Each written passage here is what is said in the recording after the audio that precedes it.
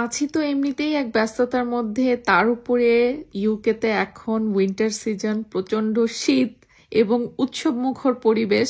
আর যেহেতু এই সময়টাতে ইউকেতে উইন্টার ওয়ান্ডারল্যান্ড হয়, মানে নভেম্বরের শেষ থেকে শুরু করে জানুয়ারির ফার্স্ট উইক পর্যন্ত, তো একদম লাস্টের দিকে হলেও আমরা সিদ্ধান্ত নিলাম উইন্টার ওয়ান্ডারল্যান্ডে যাব সবাই মিলে।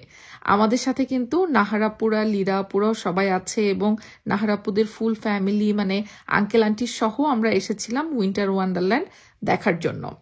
তো এখন যেহেতু শেষের দিকে, উইন্টার ওয়ান্ডারল্যান্ডে ভিড়টাও কিন্তু একটু বেশি, তো আমরা অনলাইনেই টিকিট করে এসেছিলাম। সেই টিকিটে তো আমরা ঢুকতে পারিনি, সে এক মহা কাহিনী। যাই হোক, কাহিনী শেষ করে আমরা এসেছি হচ্ছে খাওয়া দাওয়া করতে। তো যেহেতু আমরা উইন্টার ওয়ান্ডারল্যান্ডে ঘুরতে পারলামই না, মানে ঢুকতে পারলামই না এই টিকিটে, এ যাত্রায়, তো ভাবলাম আগে আমরা তাহলে কিছুটা খাওয়া দাওয়া করে নিই, তারপরে ঠান্ডা মাথায় চিন্তা ভাবনা করি যে কি করা যায়। তো আপনাদের সাথেও শেয়ার করব।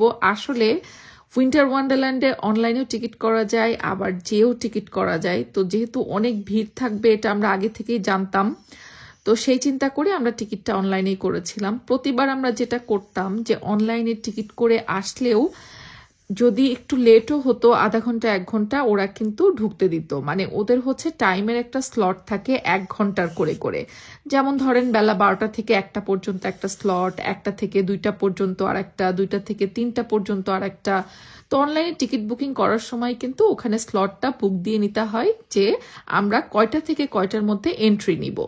তো সেই টাইমের মধ্যে প্রতিবারই আমাদের এমন হতো যে এন্ট্রি নিতে না পারলেও ওরা সাধারণত ঢুকতে দিত, কারণ টিকিটের প্রাইসও তো একেবারে কম না, পার পার্সন টিকিট করে যেতে হয়, ইভেন বাচ্চাদেরও টিকিট করতে হয়। এবারও ভেবেছিলাম সেরকমই হবে, আর যেহেতু দূর থেকে এসেছি একটু তো লেট হতেই পারে, আর কিউতেই দাঁড়াই থেকে 1 ঘন্টা লেগে যায় শেষ টিকিটের পজিশন পর্যন্ত যেতে। তা আমাদের টিকিট ছিল 2টা থেকে 3টা পর্যন্ত, আমরা পৌঁছেছিলাম 3:30টার একটু পরে, মানে মোটামুটি আধা ঘন্টা 45 মিনিট পরে পৌঁছানোর পরে আবার এরকম লাইনে দাঁড়ানোর পরে যখন আমরা টিকিটের একদম শেষ প্রান্ত পর্যন্ত যাই, তখন ওরা জানায় যে তোমার টিকিটের এন্ট্রি টাইম শেষ, সো তুমি এই টিকিট দিয়ে ঢুকতে পারবা না। এর আগের বারও আমরা 3-4 বছরই উইন্টার ওয়ান্ডারল্যান্ডে গিয়েছি প্রতি বছর, কিন্তু কোনো বছরই এরকম কড়াকড়ি করা হয়নি। এবার আমাদের শিক্ষা হয়ে গেল, হয়তো এবার নতুন কোনো নিয়ম কড়াকড়ি শুরু করেছে যে টাইমের মধ্যেই যেতে হবে, পরে গেলে তুমি আর ঢুকতে পারবা না তোমার কাছে টিকিট থাকলেও। তো যাই হোক, শিক্ষা হলো। আমরা ঘুরে গিয়ে খাওয়া দাওয়া করে এসে আবার টিকিট কেটেছি ইনস্ট্যান্ট সন্ধ্যার পরের, কেটে তারপরে আমরা ঢুকেছি। আসলে অনলাইনে টিকিট কাটলে যেমন সুবিধা আছে, টাইম মতো পৌঁছাতে না পারলে কিন্তু এরকম আবার বড় রকমের বাসও খেতে হতে পারে। বুঝতেই পারছেন, আমরা এখানে প্রায় 10-12 জনের উপরে মানুষ ছিলাম, প্রত্যেকের সেম অবস্থা, মানে এতগুলো টিকিটের টাকা আমাদের পুরো লস দিতে হয়েছে ওই দিন।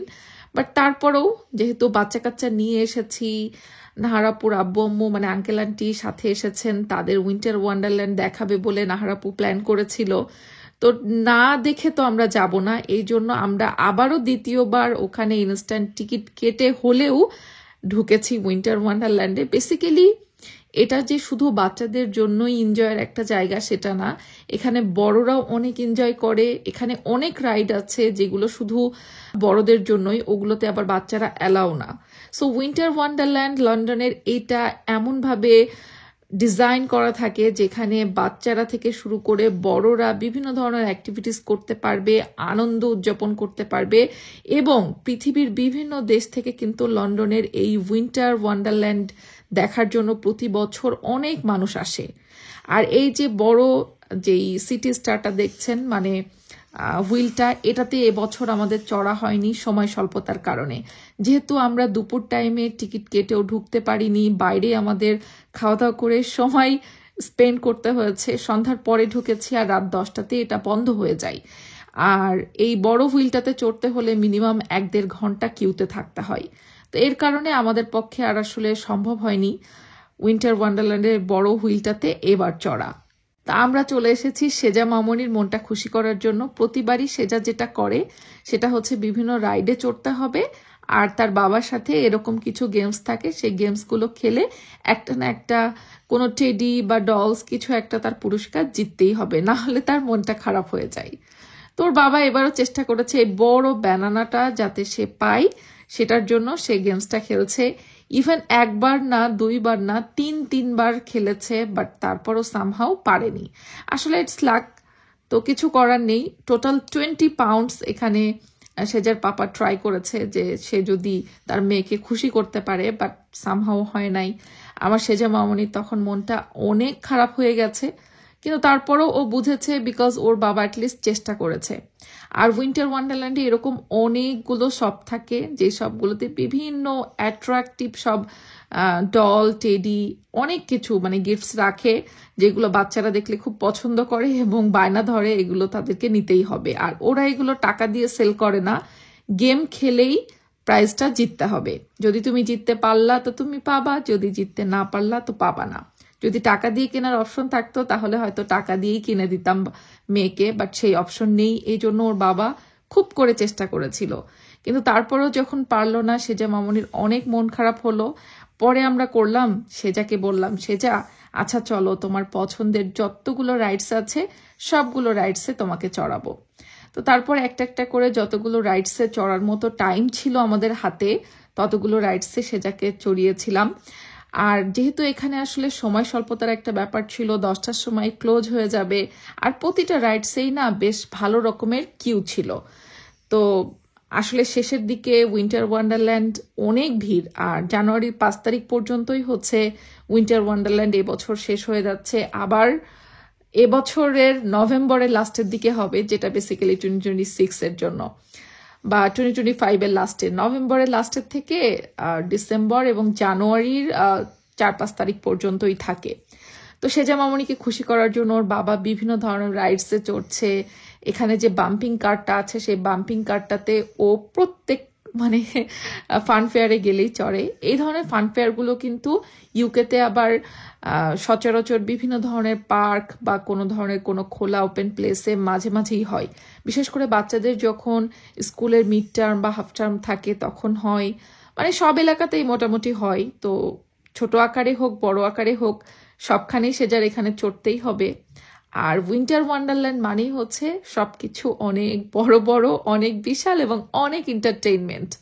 তো উইন্টার ওয়ান্ডারল্যান্ডে এসে আমরা শীতে জমে গিয়েছে একরকম, সবাই মিলে একটু চা কফি খেয়ে নিলাম। তারপরে এবার আমাদের চলে যাওয়ার পালা। ঘটনা ঘটলো হচ্ছে এখন। আমরা যাওয়ার সময় খুঁজে পাচ্ছিলাম না যে নাহারাপুরা কোন দিকে চলে গেছে, কারণ এক একজন এক এক রাইডে চড়ার জন্য আমরা একটু আলাদা হয়ে গিয়েছিলাম। তো সেজার পাপা যখন ফোনে পলাশ ভাইয়ের সাথে কথা বলছিল যে ভাই একসাথে মিট করে আমাদের বের হয়ে যাওয়ার সময় হয়ে এসেছে, ঠিক তখনই কিন্তু একটা অ্যাঞ্জেলের সাথে বলতে পারেন আমাদের দেখা হয়ে গেল আল্লাহর তরফ থেকে। যেই ব্যানানা এই ডলটা পাওয়ার জন্য সেজার পাপা অনেক চেষ্টা করেছে রাইড খেলে, বাট সেজার জন্য সেটা আসলে আমরা নিতে পারিনি। সেই জিনিসটাই একটা অ্যাঞ্জেলের মাধ্যমে বলতে পারেন আল্লাহ পাঠিয়ে দিয়েছে সেজার জন্য। হ্যাঁ ঠিক তাই, একজনরা ওটা জিতেছিলেন বাট তারা ওটা নিতে চান না, এবং তারা একটা জায়গায় দাঁড়িয়েছিলেন যে কাউকে তারা ওটা গিফট করে দিবেন। এবং আমরা যখন ওই জায়গাটা দিয়ে হেঁটে যাচ্ছিলাম, সেজাকে পেয়ে তারা সেজাকে ডেকে বলল তুমি কি এটা নিতে চাও? তো আমি তখন সত্যি অবাক হয়ে গেলাম যে আর ইউ শিওর? তখন তারা বলল ইয়েস, আমরা এটা গিফট করতে চাই বিকজ আমরা উইন করেছি, কিন্তু আমরা নিতে চাই না। তো আমার সেজা মামনি এটা পেয়ে তো এত হ্যাপি হয়ে গেল, আলহামদুলিল্লাহ। এটাই বলে আসলে যে মন থেকে কোনো কিছু চাইলে আল্লাহ তাকে সেটা অবশ্যই কোনো না কোনো ভাবে দেয়।